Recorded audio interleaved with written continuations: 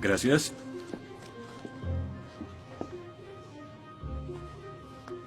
Disculpe, señor... Wheaton. George Wheaton. Señor Wheaton, ¿le pasa algo? No puedo hacer esto. No puedo hacer lo que pide, soy cristiano. No, no se preocupe, aún puede regresar a su dormitorio, arrodillarse y orar al lado de su cama si quiere. Lo que haga con su vida es su problema, pero lo que haga aquí en la clase es el mío. Yo no puedo. Muy bien, señor Wheaton. Déjeme explicarle la alternativa. Si no puede admitir que Dios está muerto para el propósito de esta clase, entonces tendrá que defender la antítesis de que Dios no está muerto y será enfrente de la clase, en el atril. Y si falla, que de hecho lo hará, perderá esta sección que equivale al 30% de la nota final de este curso. ¿Lo acepta? ¿Quién decide si gano o pierdo la discusión? Pues yo lo haré. Es mi clase. Yo dirijo. La evaluación es mi privilegio. Con todo respeto, pero no creo que sea objetivo. ¿Y qué es lo que propone? Bien... ¿y qué tal ellos? Bien, es interesante, pero ¿por qué darles el poder a ellos? Ya los convenció. Lo que debo hacer es desconvencerlos, para que admitan su error.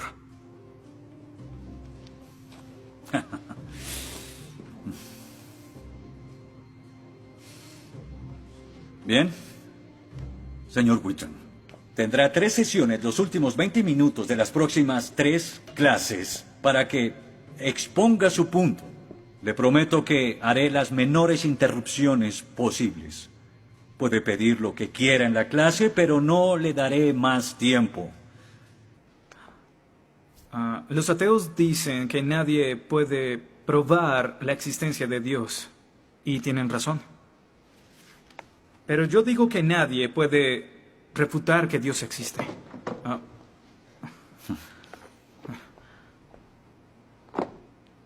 Pero la única forma de debatir este asunto es observando la evidencia disponible.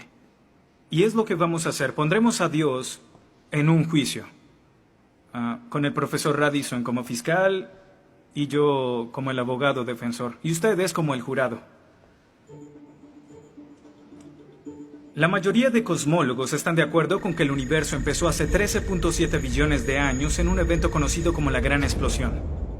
Ahora, analicemos la descripción del físico ganador del premio Nobel Steven Weinberg de cómo habría sido la Gran Explosión y, ya que él es ateo, podemos estar seguros de que no hay ninguna inclinación religiosa en su descripción. Al principio, hubo una explosión y en 3 minutos, 98% de la materia que hay o habrá se produjo.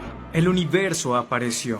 Por 2500 años, la mayoría de científicos estuvieron de acuerdo con Aristóteles, con la idea de que el universo siempre ha existido sin inicio o final.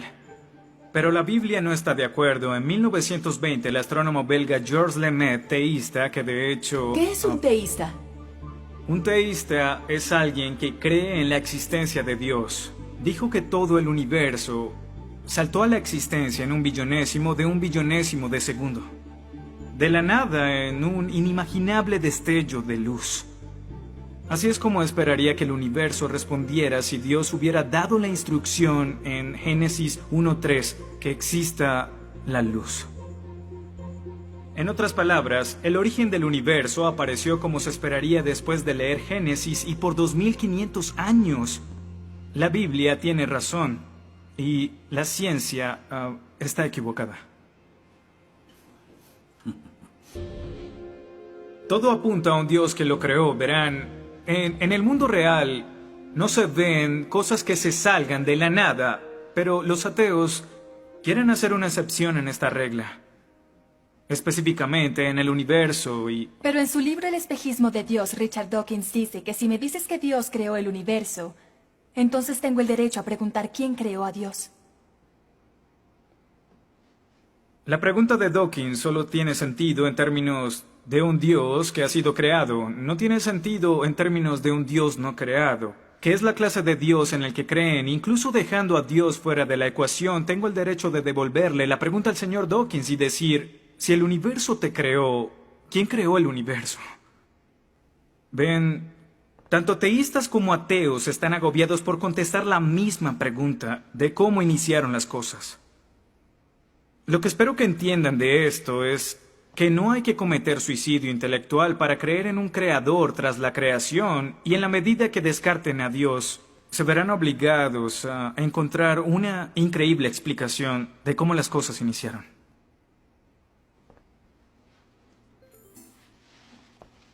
Me imagino que estás satisfecho con tu presentación. Veo que astutamente evadiste el hecho de que Stephen Hawking, el científico más famoso del mundo y no es teísta, recientemente estuvo a favor de un universo autodiseñado. No lo evadí, Simplemente no lo sabías. Bien, veamos lo que el profesor Hawking, profesor lucasiano de física de Cambridge, quien ahora ocupa la silla usada por Sir Isaac Newton, tiene que decir sobre el origen del universo.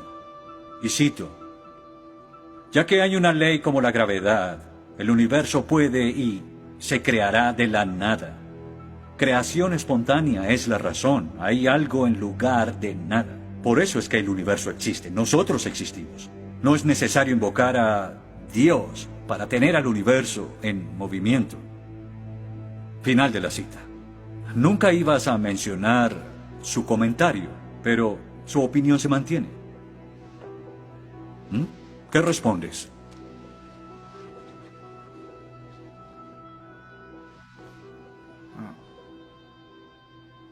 No sé. ¿No sabes? Pinché el globo de todo tu argumento con un solo alfiler y... ¿tú no lo sabes? Oh. Señor, me gustaría decirle que tengo la respuesta perfecta, pero no quebranta mi fe. Oh, ok. Así que el más grande cerebro científico de toda la historia dice que Dios no es necesario, pero un estudiante de primer semestre dice, oh, sí lo es. Wow, ¿sabes? Va a ser una decisión muy difícil. Pues estaré pendiente la próxima semana. Se acabó la clase. Gracias a una ley como la gravedad, el universo puede y se creará de la nada. Y para ser honesto, no sabía cómo refutarlo. Después de todo, es cierto que Hawking es un genio. Pero el profesor John Lennox, quien enseña matemáticas y filosofía, ha demostrado que no hay ni uno ni dos, sino 3 errores de lógica en esa simple frase y se reduce a un razonamiento circular. Hawking básicamente está diciendo que el universo existe porque necesitaba existir, y como el universo necesitaba existir, se creó a sí mismo. Es como si les dijera que la carne enlatada es la mejor que haya existido porque en toda la historia no hay comida que sea mejor. Quizá me vean extraño y les digo que nunca he probado nada más. Y tienen razón, lo estoy ratificando. Pero cuando Hawking afirma que el universo se creó a sí mismo porque así debía ser, y luego dice que tiene una explicación de cómo y por qué fue creado, no reconocemos que está haciendo lo mismo. Pero así es. Continuando con Lennox, sandeces se quedan en sandeces, aunque sean dichas por un famoso científico.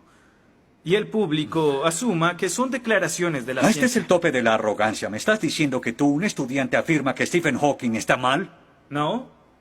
Lo que digo es que John Lennox, profesor de matemáticas y filosofía, encontró que las razones del profesor Hawking son incorrectas. Y si no soporta mi desacuerdo con Hawking, le sugiero que vaya a la página 5 de su libro, en donde insiste en que la filosofía está muerta. Y si está tan seguro de la infalibilidad de Hawking y la filosofía realmente está muerta, entonces no hay necesidad de esta clase. El mal. Se dice que el mal es el arma más potente del ateísmo contra la fe cristiana. Después de todo, la existencia del mal nos lleva a una pregunta. ¿Y si Dios es tan bueno y tan poderoso, ¿por qué permite que el mal exista? La respuesta a esto es muy simple. Libre albedrío. Dios permite que el mal exista por el libre albedrío. Desde el punto de vista cristiano, Dios tolera el mal en este mundo por un tiempo, para que un día todos los que eligieron amarlo estén con Él en el cielo, apartados del mal, pero con el libre albedrío intacto. En otras palabras, la intención de Dios con el mal es destruirlo un día. Oh, qué conveniente. Un día me desharé de todo el mal del mundo, pero hasta ese momento tendrán que lidiar con las guerras, holocaustos, tsunamis, pobreza, hambruna y sida. Que se diviertan.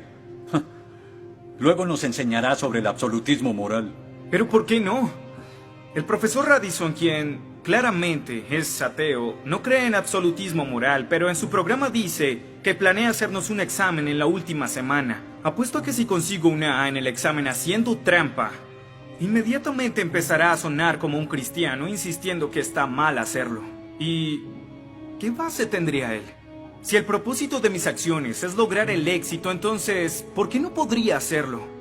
Para los cristianos, el punto de la moralidad, lo que constituye lo bueno y lo malo, es una línea directa que nos conduce hacia Dios. Oh, estás diciendo que necesitamos a Dios para ser morales, que una moral atea no es posible. No, pero sin Dios no hay una razón para ser moral, no habría un estándar para el comportamiento moral. Para los cristianos, mentir, robar, hacer trampa en un examen para lograr una calificación que no merezco está prohibido. Pero si Dios no existiera, según Dostoyevsky, este es el punto. Ahora, si Dios no existe, entonces todo es permitido. Y no solo es permitido, sino sin sentido. Si el profesor Radisson tiene razón, entonces nuestra lucha, nuestro debate, lo que decidamos aquí no tiene sentido. Nuestras vidas, nuestras muertes no serán diferentes a las de un pez dorado. Oh, qué ridiculez. Después de toda tu charla, ¿quieres decir que solo hay una opción? Creer o no creer. Así es. Eso es todo. De eso se trata todo. La diferencia entre su posición y la mía es que usted les quitó su elección. Les exigió que eligieran la casilla marcada con no creo. Sí, porque quiero liberarlos. Porque la religión es como un virus mental que los padres han heredado a sus hijos. Y el cristianismo es el peor de todos. Lentamente se mete en tu vida cuando estás débil, enfermo o indefenso. ¿La religión es una enfermedad? Sí. Sí, infecta todo. Es la enemiga de la razón. ¿Razón? Profesor, usted dejó la razón hace mucho tiempo. Lo que nos está enseñando aquí no es filosofía, ni siquiera es ateísmo. Lo que nos está enseñando aquí es antiteísmo. No es suficiente. Necesita que todos no creamos como usted. ¿Por qué no admites la verdad? ¿Quieres enredarlos en tu primitiva superstición? Lo que quiero es que tomen su propia decisión. Eso es lo que Dios no sabes quiere. cuánto voy a disfrutar reprobándote. Pero ¿a quién realmente quiere reprobar, profesor? ¿A mí? ¿O a Dios?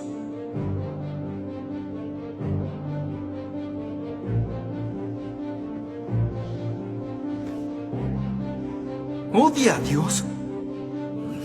Ni siquiera es una pregunta. Ok. ¿Por qué odia a Dios? Esto es ridículo. ¿Por qué odia a Dios? Responda la pregunta. ¿Ha visto la ciencia y los argumentos? La ciencia avala su existencia, conoce la verdad. ¿Por qué lo odia? ¿Por qué? Esta es una pregunta simple, profesor. ¿Por qué odia a Dios? Porque Él me quitó todo lo que era importante para mí. Sí, yo odio a Dios. Todo lo que siento por Él es odio.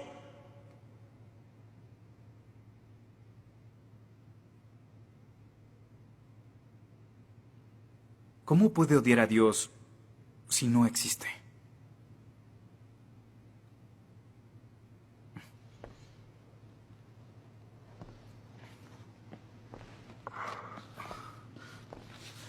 No probaste nada. Quizá no.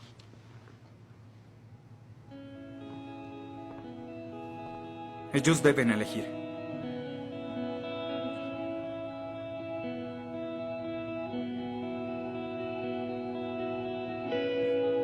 ¿Está Dios muerto?